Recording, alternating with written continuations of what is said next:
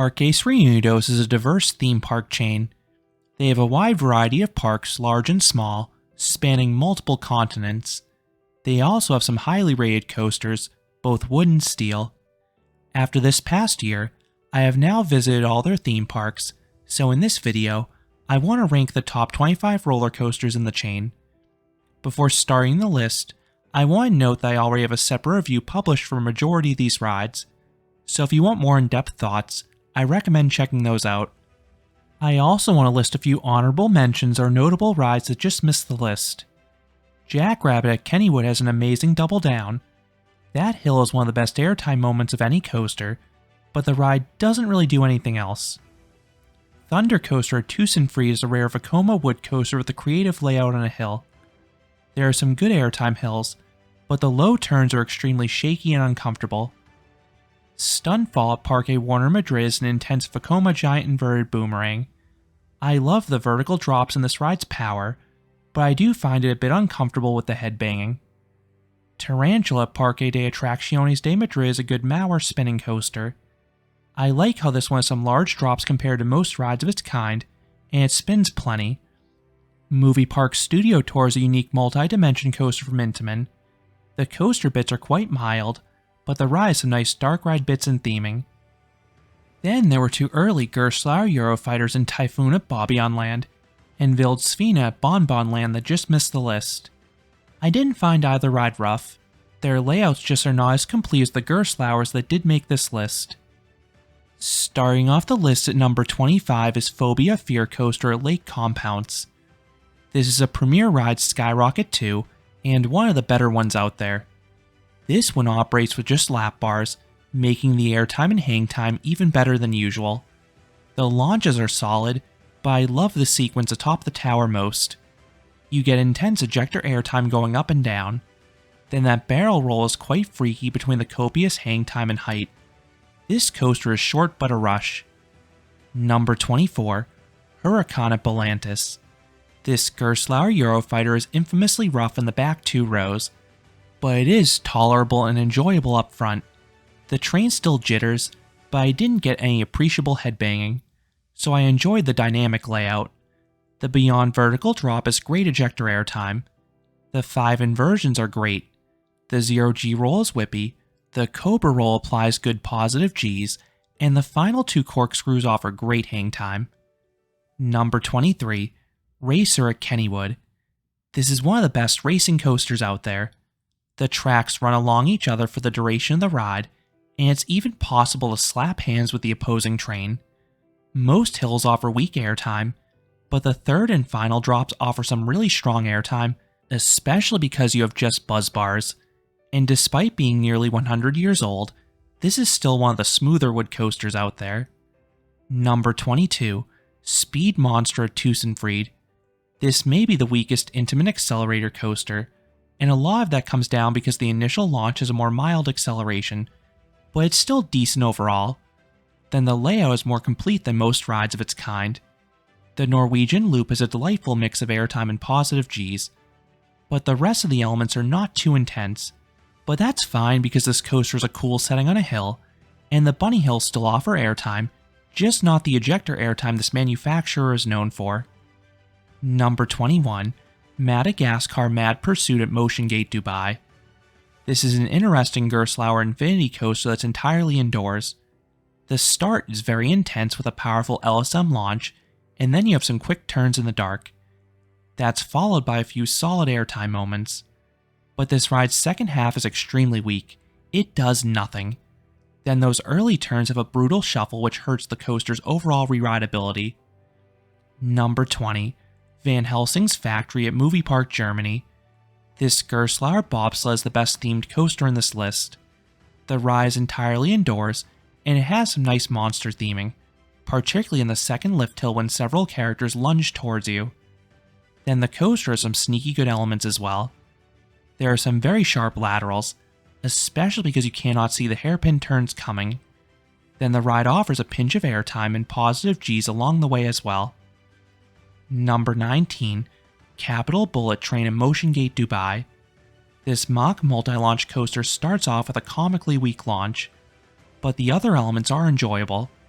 The spike has nice weightlessness. Then the main layout has good hang time on the two inversions, some low and forceful turns, and a few fun airtime moments. The ride does have a noticeable rattle, but it didn't cause any discomfort thanks to the lap bar restraints. Number 18, Abysmo at Parque de Atracciones de Madrid. This is the world's only Mauer extended skyloop. I suspect capacity is a big reason why, but this is a fun and intense ride. The inverted lift hill and subsequent barrel roll have phenomenal hang time. The dive loop and valleys offer great positive Gs. Then the large camelback offers fantastic ejector airtime. I like most of this ride, but there are two cons. 1, the high positive G bits shuffle mightily. 2, the finale is not the most comfortable. You brake in a vertical incline, and the restraints can deliver a bad gut punch because they hug your tummy. Number 17, Storm the Dragon Legend at Tussenfried. This is the prototype Gerstlauer inverted infinity coaster. The lap bar restraints are super comfortable, but the ride vibrates in most valleys. That's unfortunate because the coaster is otherwise great and intense. The second and third launches have strong kicks to them. The stall after the reverse launch has epic hang time in the rear rows. Then the main layout has 3 dive loops offering different forces, and the small speed hill has incredible ejector airtime. Number 16, Thunderbolt at Kennywood. This is a classic wood coaster with character. The layout is strange. The lift hill is not at the start. Then the largest drops are at the end of the ride and travel down a ravine. They have nice airtime in the rear rows. Then the middle section offers some strong and sustained laterals, so much so that the coaster actually bans single riders. And Kennywood also takes very good care of this ride, much like Racer. Number 15, Skyrocket at Kennywood. This premier ride's launch coaster starts off very strong. The initial launch is decent, the ejector airtime over the top has excellent, the overbank is great positive Gs, and both inversions have wonderful hang time. If the coaster maintained this level of quality start to finish, it would have made the top 10, but the finale is an absolute dud with some boring S-bends and very weak bunny hills. Number 14, Gold Rush at Slugharan. This coaster is a similar layout to Storm, but there are 3 key changes. First, this is a sit-down coaster. 2, elements have been tweaked. 3, and most importantly, this ride is smooth. That makes the experience far more enjoyable. There's a stall after the second launch with epic hang time once again. The top hat offers a mix of airtime and laterals. The bunny hill is great for ejector airtime, and the final dive loop has wicked laterals to it. Number 13, Tornado at Parque de Atracciones de Madrid. This is an odd inverted coaster from Intamin. Not only did the company not make many of these, but the pacing is wonky. All of the elements have an ebb and flow to them, but the spikes and positive Gs in the turns and vertical loops are excellent. Speaking of inversions, this ride has 3 of them, and they all have great snap, particularly the corkscrew. It is possible to hit your head on the directional changes here, so I would recommend leaning forwards to mitigate this. Number 12, Shadows of Arkham at Parque Warner Madrid. This is a Balzer and Mabillard Batman the Ride layout, and I have no problem with these rides being cloned given their quality. These rides are always forceful, but this one's a bit more power than usual. The inversions are snappy and dizzying, and the turns get the blood rushing to your feet. And this one also has a nicely themed queue line as a bonus. Number 11, Star Trek Operation Enterprise at Movie Park Germany. This mock multi-launch coaster does a bit of everything. The launches are admittedly fairly weak, but everything else is strong. The twisted spike has fantastic weightlessness in the back. Then the layout has a handful of airtime hills, and 3 inversions with lovely hang time. Then as a bonus, this coaster also has some really cool theming leading up to the main layout. Number 10, Fury at Bobbejaanland Land. This is yet another Gerstlauer Infinity coaster, but this one allows riders to uniquely vote whether they want to ride it forwards or backwards. So there's a lot of re-ride value trying different rows and orientations. The layout is nice too. The final 2 launches have good kicks to them. Then the layout does a bit of everything. There's strong ejector airtime on the top hat, and the later elements offer a mix of positive Gs, laterals, and even hang time. Number 9. Steel Curtain at Kennywood. This SNS creation is the most inversions of any coaster in the United States, and they offer good variety. Several offer good positive Gs, like the entry and exit of the Sea Serpent roll. Others offer sweet hang time like the initial dive drop, especially because you have just a lap bar. Then the 0G stall is my favorite of the bunch with the inverted airtime. Then in between inversions, this coaster throws in some more pops of airtime and decently forceful turns. Number 8. Superman La Atracción de Acero at Parque Warner Madrid. This is my new favorite B&M floorless coaster after recent re-rides. Like many floorless coasters, this one features several inversions. Many are heavy on the positive Gs, but the 0G roll is super floaty. Then the helixes also dish out good positive Gs as well. But the main thing that makes this stand out is the inclusion of negative Gs. There are multiple hills and drops offering sustained floater airtime. This gives the coaster lovely variety. The ride does have a noticeable rattle, but it thankfully did not translate to any headbanging. Number 7. Katun at Mirabilandia. This is a super forceful B&M invert. The first drop is uniquely profiled. Then the 6 inversions are all excellent. The vertical loop is a gray out moment for me.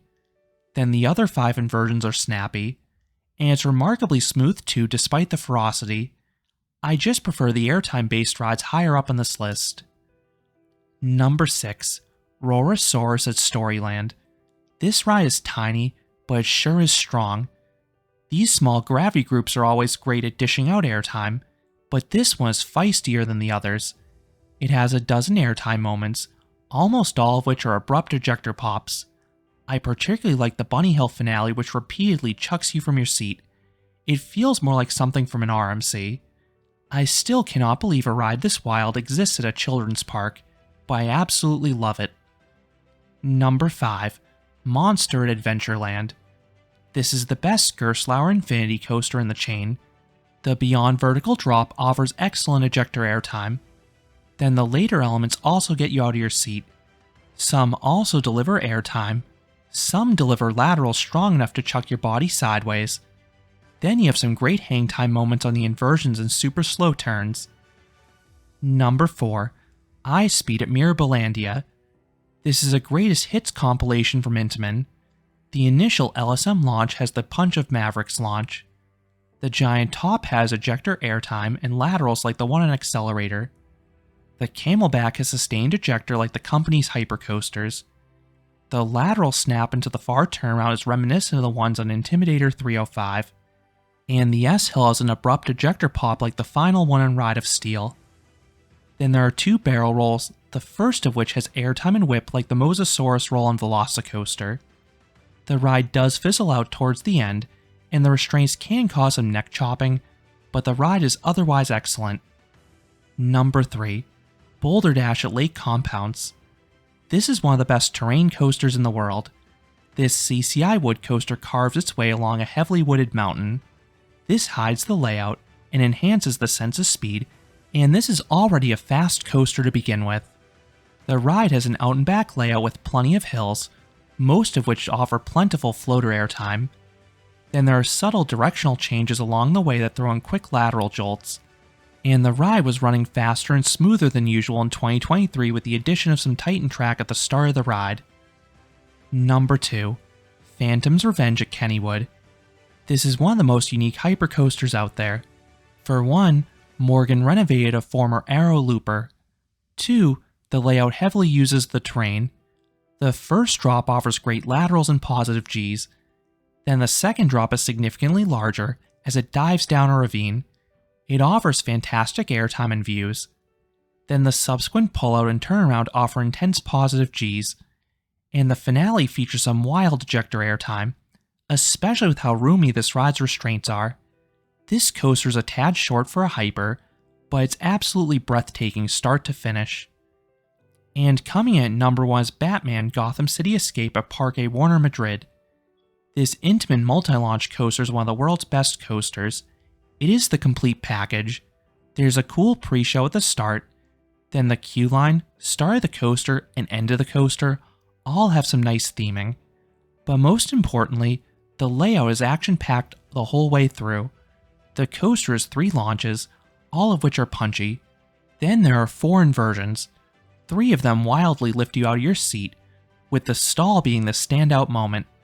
This may be my favorite inversion anywhere due to the sheer quantity of hang time. Then there's a ton of ejector airtime as well, most notably in the large top hat and the subsequent bunny hill. This layout is perfectly paced and loaded with great elements, which is why it's such a special ride.